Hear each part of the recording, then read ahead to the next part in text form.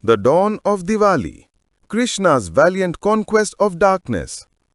In the vast tapestry of eternity, where the threads of time weave through yugas untold, the earth trembled under the weight of unbridled ambition.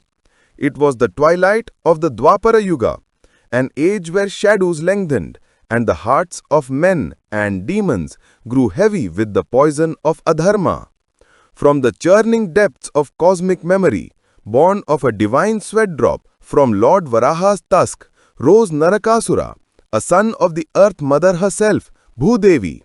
His eyes once bright with the promise of valor, now burned with a ferocious hunger for dominion.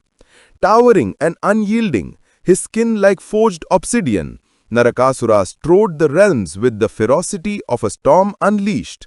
He had been gifted invincibility by the gods, a boon whispered in folly, and a tusk of sacred power from his father, Varaha, the boar incarnation of Vishnu.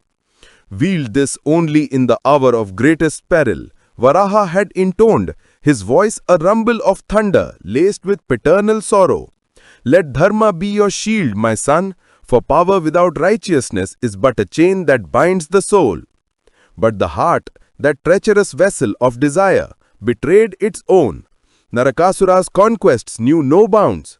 From the sun-kissed spires of Pragjyotishapura, his fortress city, gleaming like a jewel in the cradle of the rising dawn, he ravaged the three worlds.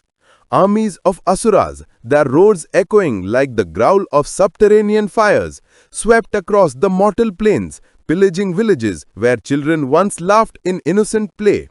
He stormed the heavens, his laughter a blade that sliced through the celestial choirs, and tore the earrings from Aditi's ears, the luminous orbs that adorned the mother of Devas, symbols of divine grace now clutched in his greedy fist.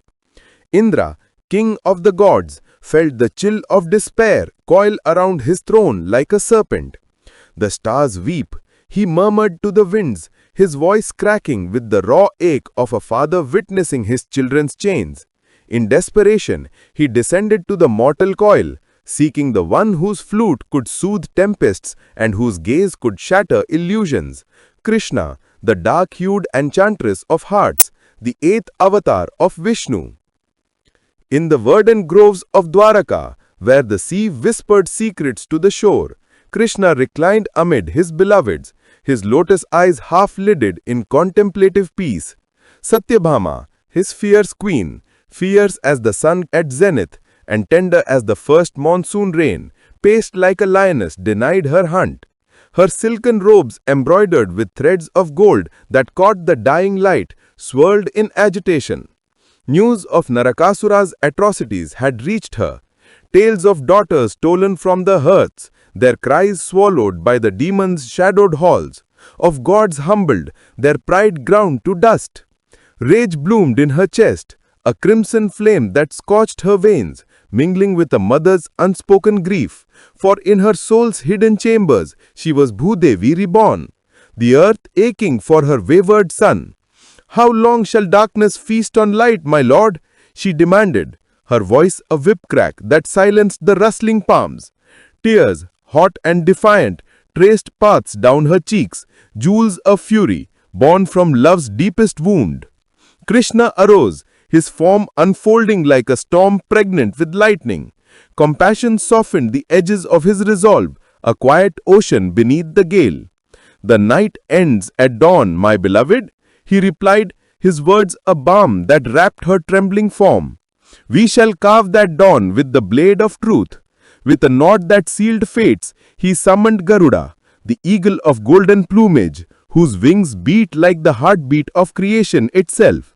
Krishna and Satyabhama mounted, the air humming with divine intent, and soared toward the demon's lair.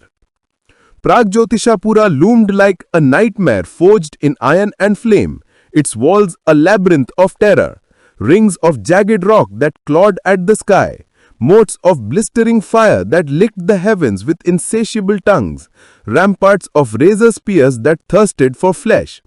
Krishna's conch Panchajanya unfurled its clarion call, a sound that shattered illusions, piercing the veil between worlds. The asuras swarmed, their eyes wild with fanatic zeal, hearts pounding with the thrill of blind loyalty. Arrows rained like vengeful stars, but Krishna's Sudarshan Chakra spun in a halo of azure fury, a whirling disk of inexorable justice that cleaved through armor and bone alike. Emotion surged in the melee, the Asura's terror, a cold vice gripping their throats as mortality's shadow fell, the faint flicker of regret in their dying gazes, whispers of "What have we wrought?" lost to the wind. Deeper they plunged, Garuda's talons rending the air until the innermost sanctum stirred. Mura the demon sentinel, a colossus of muscle and malice, erupted from the watery abyss. His bellow shook the foundations, a primal roar born of wounded pride. Battle joined in cataclysmic splendor, fists like battering rams, blows that echoed the forge of creation. Krishna danced through the onslaught, his movements a poetry of grace amid savagery, each parry laced with the sorrow of necessary destruction. Mura fell, his massive frame crumpling like a felled oak, eyes widening in the shock of oblivion. Murari, the gods would name Krishna henceforth slayer of the mighty foe, but victory tasted bittersweet, a reminder that even monsters were once dreams deferred. At last, Narakasura emerged a titan astride his armored steed, his aura a miasma of corrupted power. The air thickened with dread, the weight of impending doom pressing upon all. Their duel raged from dusk to the velvet shroud of midnight, swords clashing in symphonies of sparks, the ground quaking as if the earth mourned her prodigal's fall. Narakasura's heart, once a forge of noble fire, now seethed with arrogant isolation, each strike fueled by the hollow echo of unchallenged rule. Krishna, unyielding yet merciful, parried with the precision of fate's own hand. In desperation, the demon hurled Varaha's tusk, a gleaming arc of paternal legacy turned weapon of doom. It struck true, piercing Krishna's chest, a moment suspended in agony. The world held its breath. Satyabhama's scream tore the night, a laceration of maternal terror and spousal anguish, her world fracturing like fragile glass. Krishna slumped, the divine light dimming in his eyes, and Narakasura's triumph roared forth, a hollow bellow laced with the first twinge of doubt. But death feigned its grasp. Krishna stirred, his wound a mere illusion woven by cosmic play, his gaze locking on to the demons with the weight of forgotten oaths. Narakasura staggered, recognition dawning like a cruel sunrise. "Father," he gasped, the word a sob wrenched from abyssal depths. Varaha's admonition echoed in his soul, "Uphold Dharma," a lament for paths untaken. Tears, unbidden and scalding, carved rivers down his armored cheeks, washing away the grime of tyranny. In that instant, the fortress of his pride crumbled, revealing the boy who once dreamed of heroism. Satyabhama, her fury transmuting to heartbreak, lowered her bow, her hands trembling with the paradox of destroyer and redeemer. Krishna's chakra hummed once more, a silver crescent of absolution, severing the demon's mortal coil with surgical mercy. Narakasura fell, not in defeat, but in surrender, his final breath a prayer of release. "Forgive me, mother, light my way home."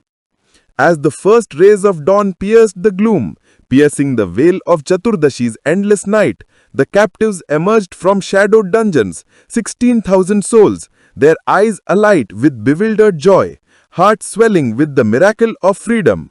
The air once choked with despair, now shimmered with relief, a collective exhale of a world reborn. Lamps flickered to life across Pragjotishapura, clay diyas brimming with sesame oil, their flames dancing like liberated spirits. The people, from humble tillers to celestial watchers, kindled fires of celebration, banishing the remnants of darkness with bursts of crackers that mimicked the battle's thunder. Satyabhama knelt by her son's form, cradling him in silent vigil, her sobs a river of redemption, mingling pride and profound loss. Krishna watched, his expression a mosaic of quiet triumph and eternal compassion, knowing that true victory lay not in slaying, but in igniting the spark of Dharma within. Thus was born Deepavali, the festival of lights, a beacon against the encroaching night, a vow etched in flame that good shall always pierce the veil of evil. In every hearth aglow, in every heart that beats with hope, echoes the emotion of that dawn, the exquisite ache of growth through trial, the radiant joy of light reclaimed. For in the grand epic of existence, darkness is but the canvas on which the divine paints its masterpiece of renewal. Om Shanti Shanti.